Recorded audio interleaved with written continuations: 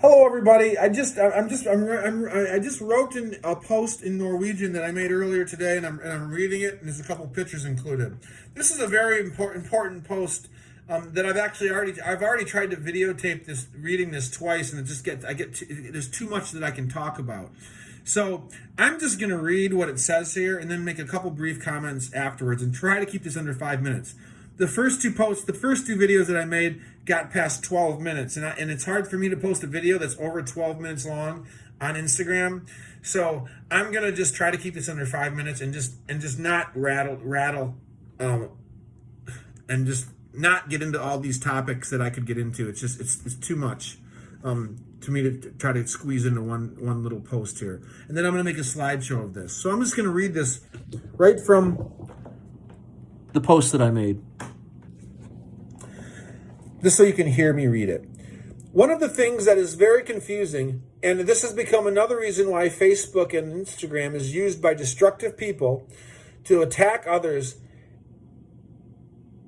is that when the selfie became popular, it took a great strength for someone to find comfort taking selfies.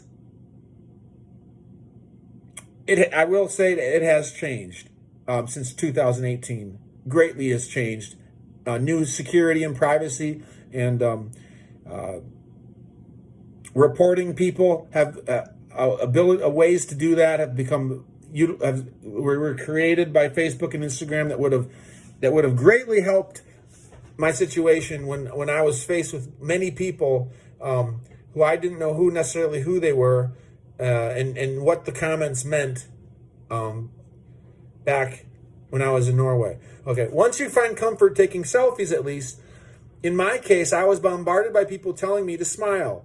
So then I started taking selfies smiling. I then questioned the whole nature of what the smile means, because once you smile all the time, people think you're happy. I'm on the generation of people that are the first kind of wave of the Generation X, the social media generation. I'm like the very first. I graduated from high school in 1997. Laptops weren't even being used yet in college, really, in 1997. My first email was AOL, but when I went to college, I had my first kind of official email.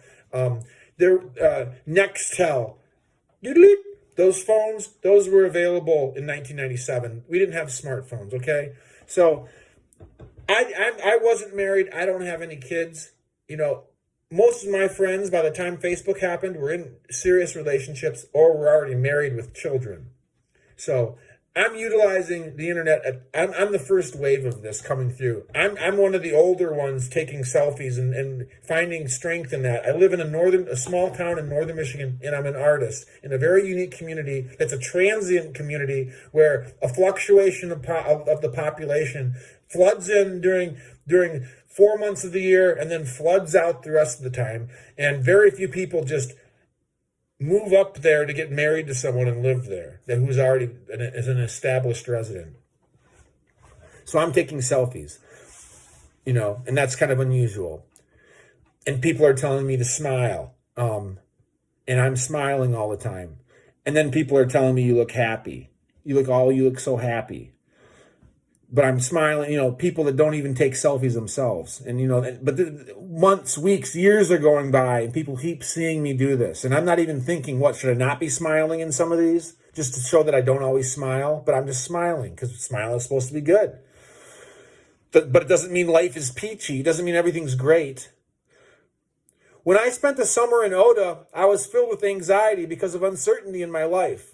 I am an incomplete man because I don't have someone else in my life. Whatever that means to me, it feels incomplete. So the whole notion about being needy and needing someone in your life, I've been through that about 10 years ago. When I talk about that, reality is I want to look.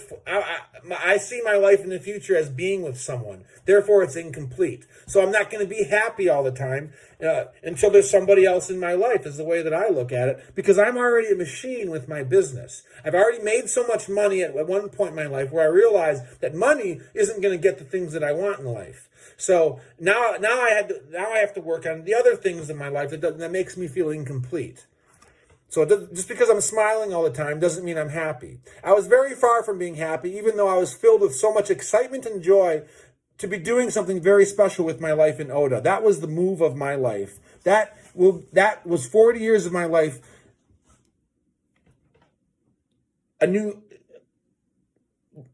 Making a decision on something very special. My whole life is defined by that moment. Everything right there.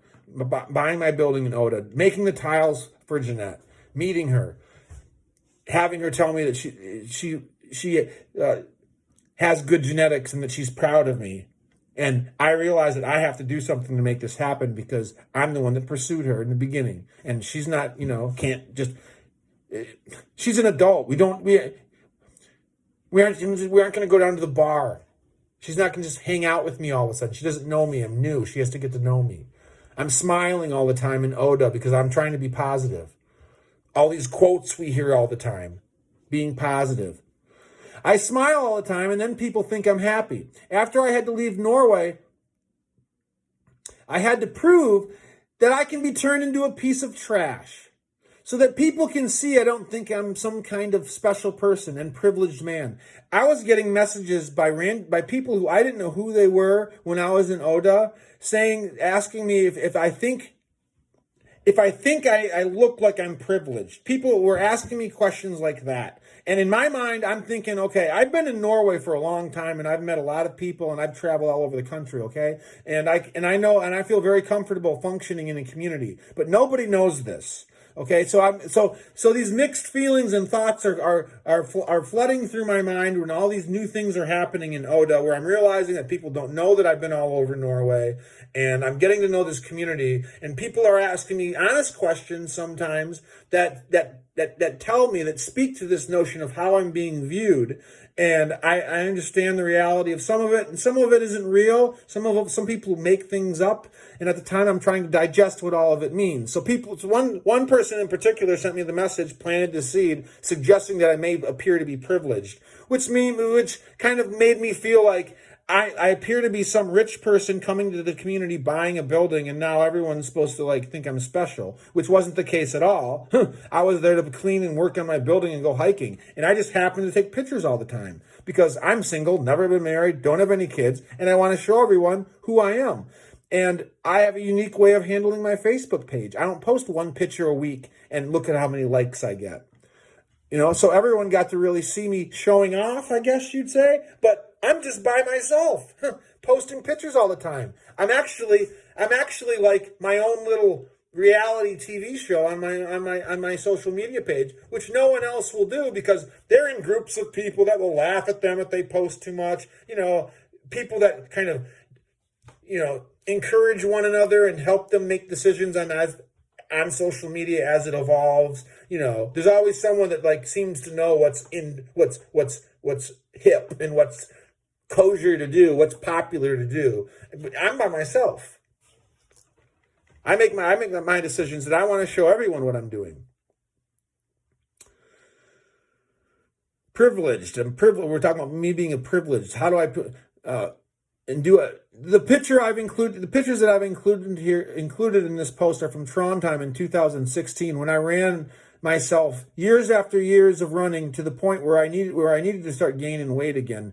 What this shows me is how significant social media changed everyone's perspective all at once. Even when I was already in the middle of something that I had started before social media began. I had already been broken down and I started from nothing after college. At the time, and I built myself up again after building myself up when basketball, when in high school, into college. Then I wasn't going to go to law school for decisions that had to be made, and I started all over again and built myself up from that. And then I went to Oda and did the biggest thing ever for my life.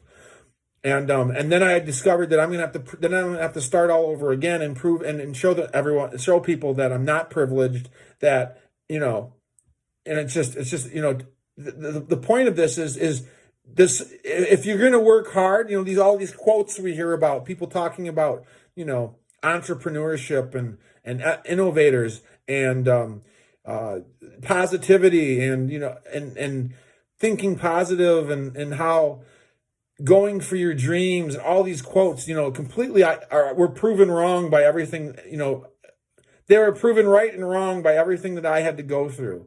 And then it start over again, basically. But and I was creating something very special. 2 galleries, one in the United States, one in Norway, that were going to be fishing themed, plus nature and Vikings and culture and everything that I create and how it would have evolved. All the time I've spent since then. I've done a lot of nice things and amazing different things since then, but it wasn't. But all that energy would have gone into the galleries if I would have started that. By the time I was in Norway in 2018, I just found this comfort. I felt a comfort level of taking selfies, smiling, posting. And then I was being viewed as privileged. And then in Norway, at one point, someone sent me the message, and then people in the United States were leaving comments. When I say the message was sent to me in Norway, I don't know who sent the message. It could have been a Norwegian. It could have been an American. Chances are it was probably someone in the United States, who had no clue about my connections and my interest and my experience in Norway. Sending me a message, and I didn't know how to view that kind of thing. Now I can see what kind of person would ask a question like that to someone else. What a waste to society to bring down people and turn them into trash just to prove that they're not privileged. And I've had to do it twice, maybe 3 times if you consider elementary to high school.